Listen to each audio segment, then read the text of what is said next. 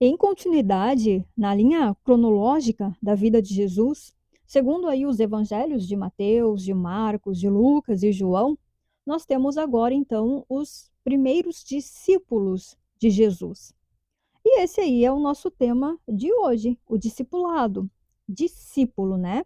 Então, para começar, nós vamos ver o que é discípulo. Vamos pensar nisso, né? O que é um discípulo? A palavra que eu vejo que mais se encaixa para significar discípulo é seguidor. Discípulo é um seguidor. Pensa aí em uma fonte. Pensa numa fonte. Essa fonte, ela só corre num lugar. Ela só corre em uma linha reta, em um lugar assim. Você então se alinha a essa fonte.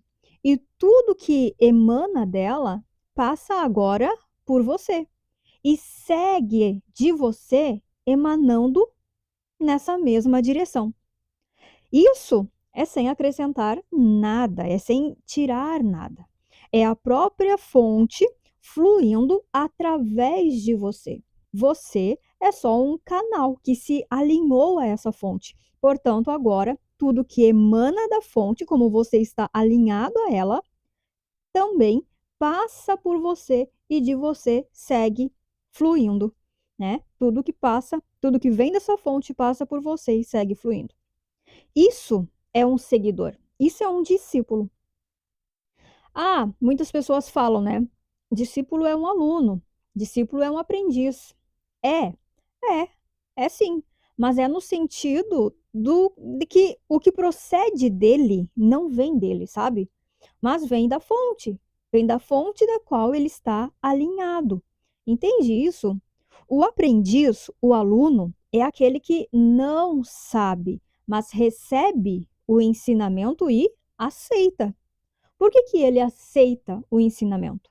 Porque ele não sabe. Entenda o que eu estou dizendo. Eu estou querendo dizer que quando alguém faz uma pergunta, na maioria das vezes, ela quer a resposta que ela quer. Já percebeu isso?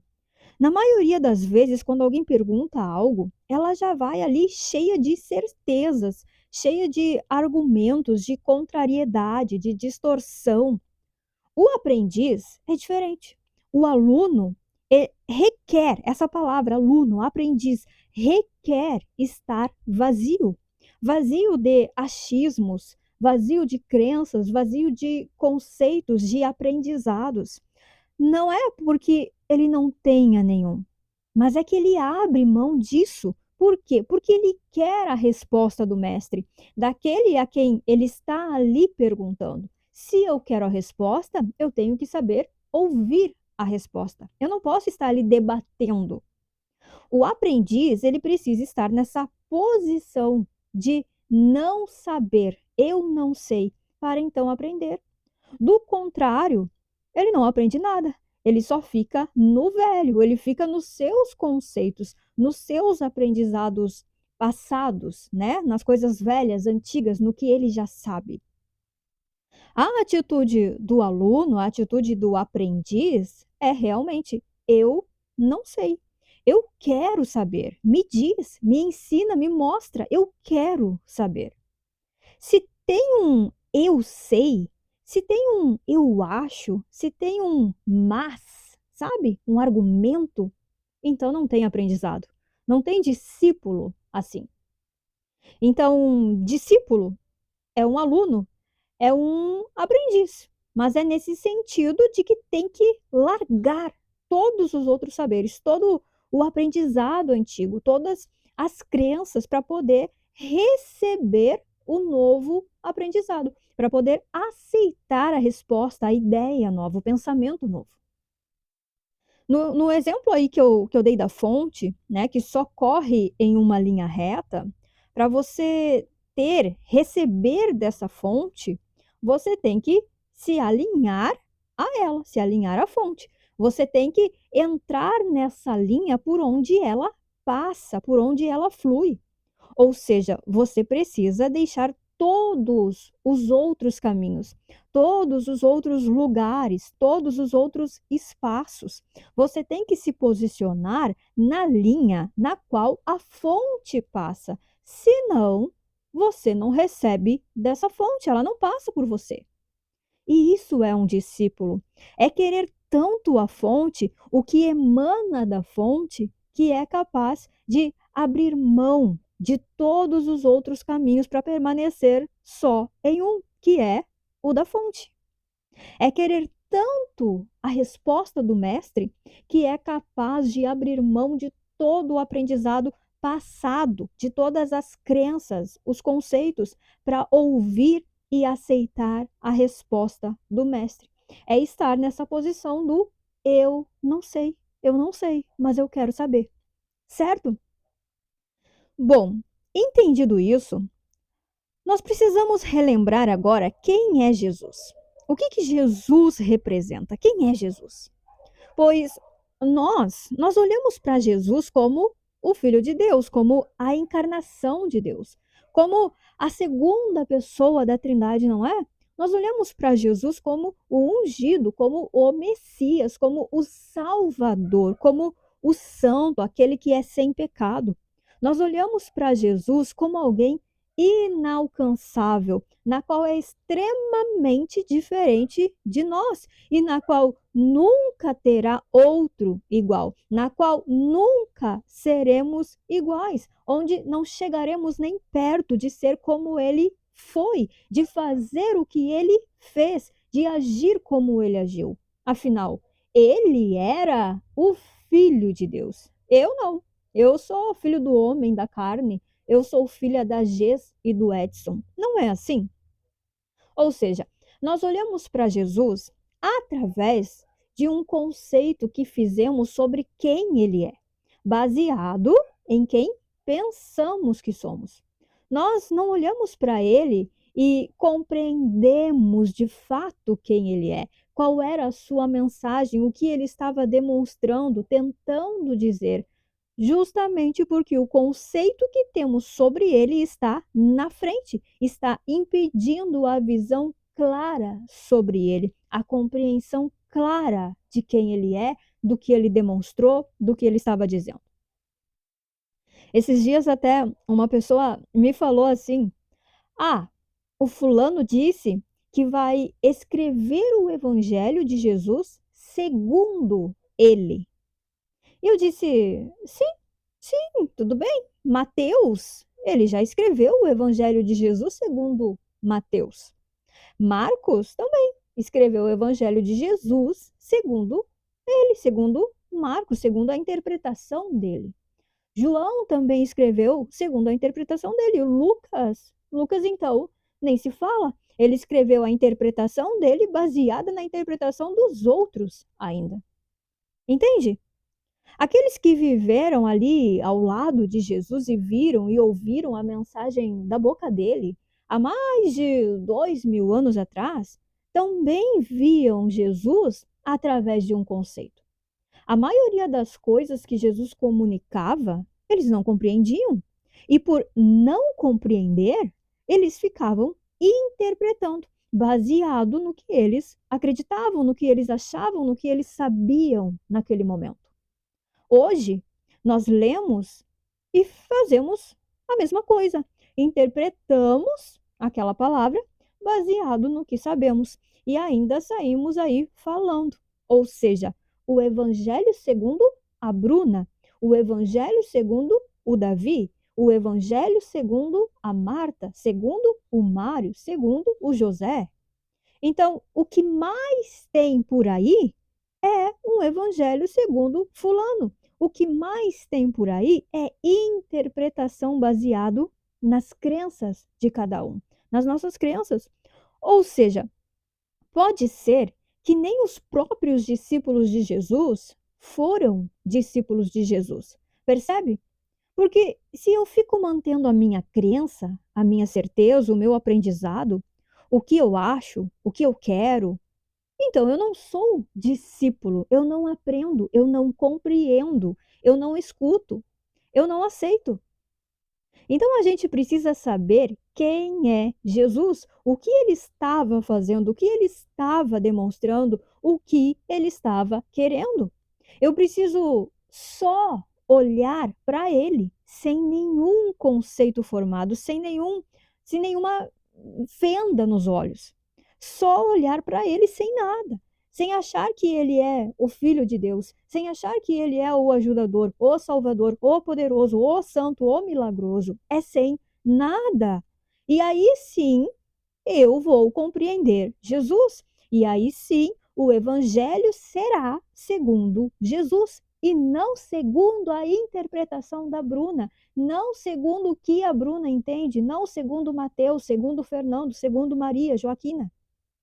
E isso aqui que eu estou dizendo agora é um convite para você. Agora mesmo, larga os conceitos formados e vamos junto olhar para Jesus, vamos junto olhar para Jesus. Eu até coloquei o nome dessa série aí, desse podcast, né? E se você fosse Jesus, né? E se Jesus fosse você? Isso é uma indagação. Só que não é só uma indagação, isso é um convite à dúvida, é um convite à reflexão, é um convite ao querer saber. É para quem lê dizer assim: poxa, como assim?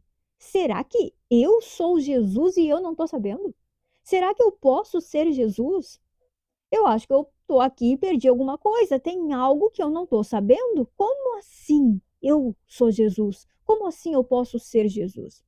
Eu não sei se você entendeu isso ou não, porque precisa de atenção para isso. Precisa de um pingo de vontade por Jesus, de um mínimo de vontade pela verdade. Nos outros episódios, essa resposta aí já está respondida. Mas se você não compreendeu até agora, não se reconheceu até agora, agora é o momento. Não é à toa o desenho que eu coloquei aí na capa desse episódio, dessa temporada aí desses podcasts. Então vamos lá, vamos continuar. Jesus, né? Jesus, Jesus ele era um homem totalmente normal. Sabe você? Sabe o seu marido, a sua esposa, o seu filho, o seu pai, a sua mãe, o seu vizinho aí do lado? Jesus era assim, extremamente igual. Ele era um corpo que se corria, suava e se cansava. Que se tomar muita água, vai precisar ir lá no banheiro e fazer xixi. Que se não comer fibras, vai passar mal para fazer cocô. Se machuca, precisava fazer um curativo. Jesus era alguém que batia o dedo, batia o minguinho, batia o cotovelo, sabe? Ele tinha que trabalhar para ter dinheiro. Ele tinha que estudar se queria aprender. Ele tinha que se dedicar se quisesse um resultado. Ele foi alguém que tinha desejos, que tinha atrações, atrações carnais mesmo. Ele cansava de certas pessoas também. Ele se irritava também. Ele ficava triste também. Tudo igual. Ele era igual a nós.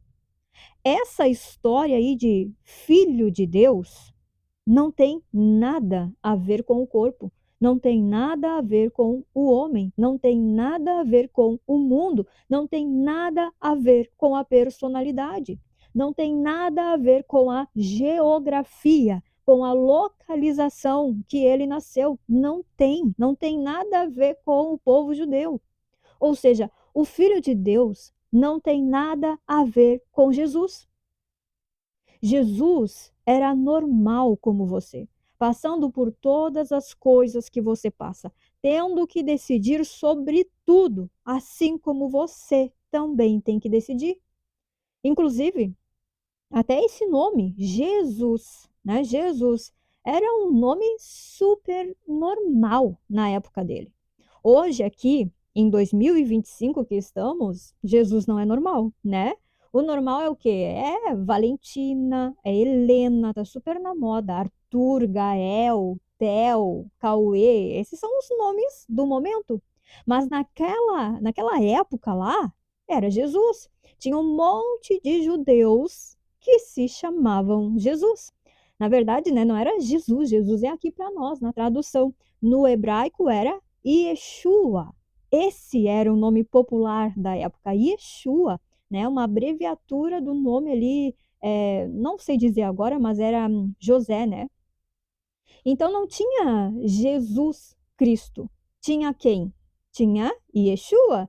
Yeshua Bar Yosef. Não sei se fala assim, tá? Desculpa a minha pronúncia, mas quer dizer o filho de José. Jesus, o filho de José. Poderia ser que falassem também Yeshua Nazraia, né? Que quer dizer Jesus de Nazaré. Então, era esse que tinha, Jesus de Nazaré, Jesus, filho de José. Não tinha Jesus Cristo, né? Tinha lá um judeu, um homem comum, filho de um construtor que se chamava Yeshua Nazraia. Olha só.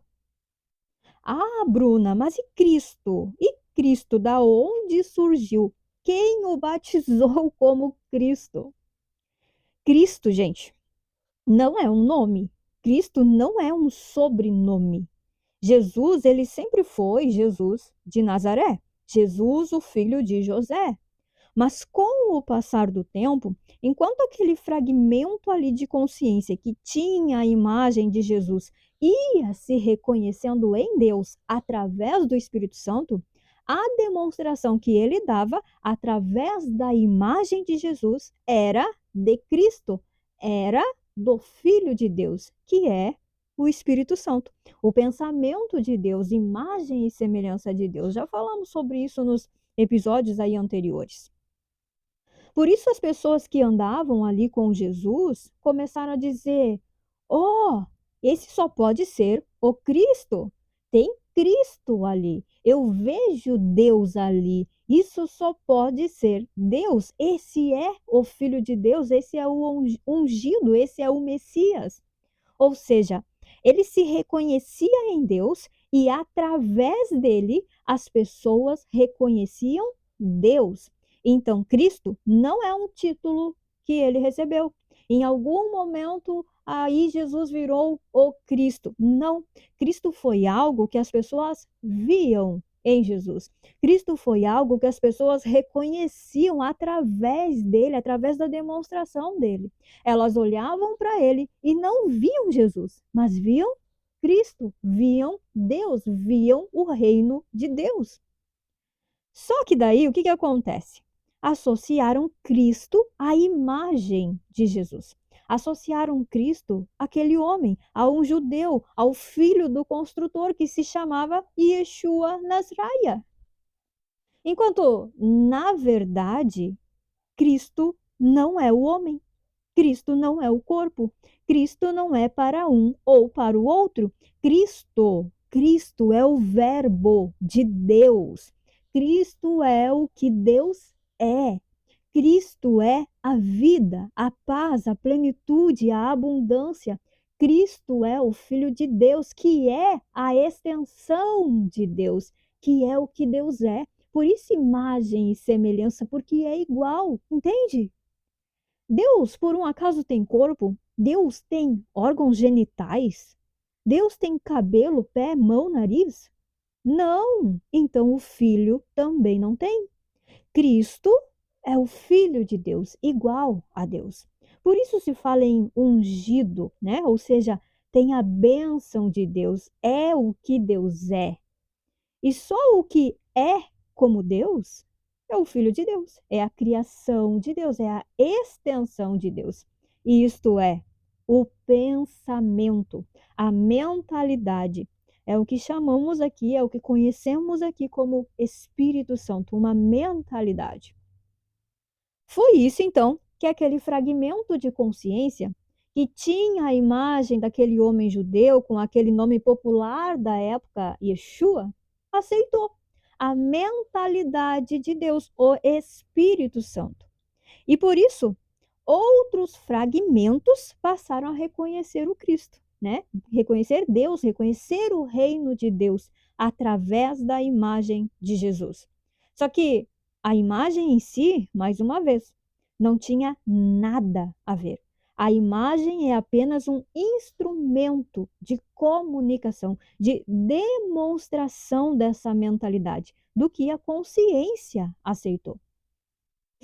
Esses dias até, eu fui caminhar com a minha mãe ali na praia, e agora tá meio friozinho, né, mas nesse dia ali tava um sol, tava um dia bonito e tinha bastante gente na praia. Mas tinha um ponto ali que tinha um grupinho de umas 5 pessoas mais ou menos, homens e mulheres, assim. Só que uma mulher ali me chamou a atenção. Ela estava sentada numa pedra e ela estava querendo se levantar, sabe, tentando se levantar. Quando ela levantou, ela estava com um fio dental que, na verdade, eu nem sei se ela estava com fio dental, porque não aparecia nada, sabe? Não aparecia nada, um pingo de tecido à mostra, não tinha. Só o que tinha era a bunda dela nua, feia, achatada, e ela era assim uma pessoa gorda, sabe? O corpo feio, com aquela bunda feia mostrando ali para todo mundo. Eu não sei se você vai entender o que eu estou querendo dizer, porque não é exatamente sobre o corpo dela, mas é sobre a mensagem que ela estava demonstrando com o corpo, através do corpo, entende? Naquela hora ali, eu só o que eu vi foi um pedido de socorro. É como se ela estivesse no inferno gritando, implorando para tirarem ela de lá, para salvarem ela. Ou seja, ao invés de ver Deus ali, através da comunicação que aquela imagem fazia, eu vi o inferno, eu vi a dor, eu vi um pedido de ajuda, de amor, de céu, de verdade. Me tira daqui, me dá o céu. Naquela hora ali, eu tive a compreensão do quanto o corpo é sim uma ferramenta que está o tempo inteiro comunicando a mentalidade. Cada decisão na mente é sim refletida no corpo. As crenças são refletidas no corpo, na vestimenta, no posicionamento, no tom da voz, na fala, entende? Eu estou dando esse exemplo para você entender o que eu quero dizer sobre a imagem de Jesus. Porque eu estou falando aqui a mesma coisa. O corpo de Jesus era um instrumento de comunicação, assim como o dessa mulher na praia, assim como o meu é, assim como o seu é. O corpo, a imagem de Jesus não era Cristo, não tem nada a ver. A imagem daquela mulher na praia não era Cristo, assim como também não era o diabo, mas ela demonstra a mentalidade crística, que é paz, plenitude, abundância, que é vida, que é Deus, que é o céu, que é o reino de Deus, ou demonstra a mentalidade egóica, que é o quê? Que é culpa, medo e punição, que é dor, que é pesar. E isso se dá, isso acontece por meio das crenças. É isso que a gente está vendo através do corpo. Essa demonstração da mentalidade através do corpo não está nas palavras, sabe? Ah, eu estou falando aqui, então estou demonstrando. Não. Ela está no corpo de forma geral. Está nas atitudes, está nas decisões, nas escolhas, no posicionamento, nas prioridades, está em tudo. E isso é visto e é reconhecido por todos. Não tem nada que fica desapercebido, encobrido, escondido. Todo mundo vê, todo mundo percebe, sabe, sente o que você está comunicando. Por isso que o pessoal via Jesus, olhava para ele, acompanhava ele e começaram então a dizer: esse é o Cristo, esse, né, João mesmo que testificou dizendo: esse é o Cordeiro de Deus. Então, não era sobre Jesus, o homem, a figura, a imagem, o corpo, mas era sobre a demonstração que ele dava, a mentalidade, o pensamento era o de Deus, era o Espírito Santo. O Espírito Santo é o Filho de Deus, é a extensão de Deus, que, se, que era demonstrado, que se manifestava através daquele corpo. Então, olha só, nós estamos falando aqui de discípulo. Eu dei um exemplo logo no início, o exemplo da fonte, lembra? Onde tem uma fonte emanando o que ela é, e discípulo nesse caso seria eu largar todos os outros caminhos, todos os conceitos, largar tudo e me alinhar a essa fonte. E então tudo que está emanando dessa fonte agora passa por mim e continua o seu caminho, continua fluindo caminho afora. É como se eu só fosse um canal, uma extensão dessa fonte, entende? Se nós pegar uma outra analogia da torneira e da mangueira, né? Você já ligou aí uma mangueira na sua torneira para lavar a janela, para lavar a calçada? Então, se fosse uma mangueira onde a água da torneira passa, é como se eu fosse mais um pedaço, mais um metro ali de mangueira, onde emenda nessa mangueira, né? Esse pedaço de emenda de mangueira é emendado ali nessa mangueira e a água, ela pode então ir um pouco mais longe. Por quê? Porque tem um pedaço a mais de mangueira, entende? Isso foi Jesus. Ele foi essa mangueira, onde por meio dele a fonte pôde chegar em nós. E isso é ser discípulo. O Filho de Deus, Cristo, é o Espírito Santo. É o que emana da fonte, é a extensão da fonte. Quando a consciência se alinha ao Espírito Santo, o corpo demonstra Cristo. Ou seja, o corpo só serve como um canal por onde a mentalidade é estendida, por onde o Espírito Santo, Cristo, é estendido, é visto, é reconhecido e pode ser aceito, por onde o reino de Deus é estabelecido na terra. Então, Jesus, de fato, foi um discípulo. Discípulo de quem? De José, de Maria, dos líderes religiosos lá onde a Maria e o José frequentavam na comunidade?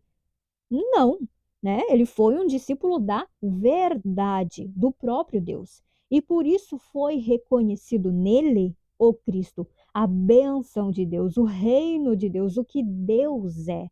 Foi visto Deus através dele. Agora, essa questão de fazer discípulos, onde Jesus ele começa a fazer discípulo, né, que está ali no livro de João, tá em João 1:35 até os 50 e poucos, até o final ali desse capítulo 1. Onde nesse capítulo ali tem então a história, né, de Jesus fazendo os primeiros discípulos, que é André e mais um outro que eu acho que é João, que foi os primeiros dois que já eram discípulos de João Batista.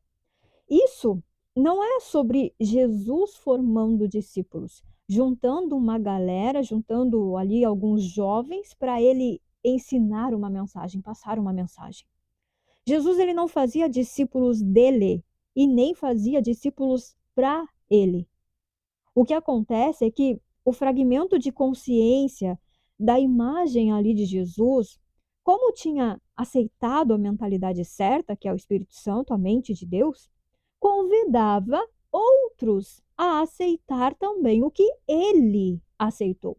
Convidava outros a se alinharem à mesma fonte que ele se alinhou, que é Deus, que é ter a mentalidade certa, o pensamento santo. Pode ver que, para todos que queriam seguir Jesus, ele dizia: tá, quer me seguir? Beleza, vem e me segue. Mas tem que deixar tudo, tem que largar tudo, tudo mesmo. Ah, mas Jesus, eu posso enterrar meu pai? Não, não pode, deixa isso para lá. Jesus, eu posso lá organizar os meus bens, vender meus bens? Não, não pode. Jesus, eu posso primeiro ir lá, sei lá, pescar mais um pouco no meu barco? Não, não pode. Caramba, deixa tudo. Você precisa deixar tudo e se alinhar à fonte. Percebe que não era para ele, mas era um convite para aquela pessoa aceitar, para aquele fragmento ali aceitar o que ele já tinha aceitado, tomar a mesma decisão que ele já tinha tomado, ser o que ele era através do Espírito Santo e demonstrar o Cristo como ele estava demonstrando. Isso é fazer discípulo. Eu demonstro a verdade, né, que é Deus, o reino de Deus, isso é a verdade, o reino de Deus, em qualquer lugar, aonde eu for, no que for, seja para quem for. E a minha demonstração já é o meu convite para aquela consciência aceitar a verdade que eu estou demonstrando ali.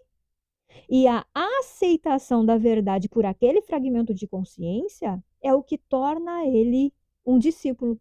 Não meu discípulo, não o discípulo da Bruna, não o discípulo de Jesus, mas de Cristo, de Deus. Porque ele passa a aceitar o Espírito Santo, o pensamento verdadeiro na consciência. Ele se alinha à fonte, e aquilo que emana da fonte passa por Jesus, passa por aquele fragmento que aceitou, passa por mim, passa por ti, passa por quem se alinhar à fonte, entende? Como eu disse antes, se fôssemos uma mangueira ligada na fonte, na torneira ali, essa mangueira só ia aumentando e assim a água ia chegando cada vez mais longe e ia também chegando a todos. À medida que vai aumentando a mangueira, a água vai chegando em todos. Ou seja, fazer discípulos não é um mandamento, sabe? Algo que é imposto, algo que eu preciso cumprir. Não é algo que eu faço porque eu quero. Não é algo que eu faço porque eu gosto de falar, né? Eu gosto de ensinar, eu acho que eu tenho dom, um talento para isso. Não é assim. Mas é realmente algo natural da mente que serve o Espírito Santo. Independente se a pessoa fala muito ou fala pouco, se é tímida ou se é muito extrovertida, tem nada a ver com isso. Se a mente serve ao Espírito Santo, ela serve ao Espírito da verdade. Portanto, ela não deixa ninguém na ilusão. Ela só pode dar a verdade, ela só pode lembrar da verdade, oferecer a verdade. Isso é fazer discípulos. E para nós encerrar, eu só quero ressaltar uma coisa.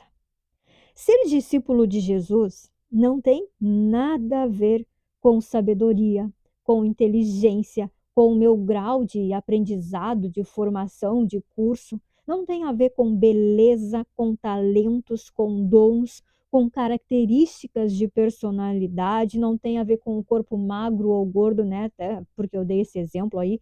Não tem a ver com nada disso, não tem a ver com nada. Só tem a ver com o querer, com a vontade, com a disposição. Porque para ser discípulo e consequentemente, né, fazer discípulo, porque é o discípulo que faz discípulo, né? Do contrário, não tem discípulo. É preciso então deixar tudo, é preciso abrir mão de tudo. E esse tudo é o quê? É as convicções, são os conceitos formados, é a mentalidade de separação. É isso que precisa ser deixado. Só que como essa mentalidade ela está projetada nas imagens, no início parece sim que o que precisa ser deixado é as imagens, né? Por exemplo, é deixar o pai, é deixar a mãe, é deixar o trabalho, é deixar isso, deixar aquilo. Só que não, não é esse o convite. É deixar a mentalidade que está projetada nessas figuras, nessas imagens. O que a gente faz, que foi o que Jesus fez, é uma troca de mentalidade, é mudança de mentalidade, do pensamento de separação, da mentalidade egóica, para um pensamento santo, que é o Espírito Santo, o pensamento certo. Por isso que é para qualquer um, é para todos. Ser discípulo não tem a ver com o nível de escolaridade, com o grau de inteligência, com a pessoa que fala mais ou fala pouco. E nada dessas coisas, não tem a ver com nada disso, porque todas essas coisas e todas as coisas é necessário que seja deixado de lado, abandonado. Por isso que muitos até não entendem Jesus ter escolhido, né, que falam aí que Jesus escolheu os discípulos mais improváveis, aqueles que nenhum outro mestre escolheria, né? Porque eram os piores discípulos, as piores ali que teriam para Jesus escolher foi o que Jesus escolheu. Só que a verdade é que não é Jesus que escolhe um, que escolhe o outro, que vai e chama esse, chama aquele, não é assim. Mas é nós que escolhemos por Cristo, que tomamos a decisão que Jesus tomou. E outra é que o que cada um tem, o que cada um acredita, o que cada um pensa, o que cada um sabe, nada importa, porque tudo isso precisa ser deixado para ser um discípulo, né? E então para fazer discípulo. A única coisa mesmo que é requerido, que é necessário para ser um discípulo é a vontade, é a disposição, é a motivação para a verdade, que é Deus. Certo? Então é isso.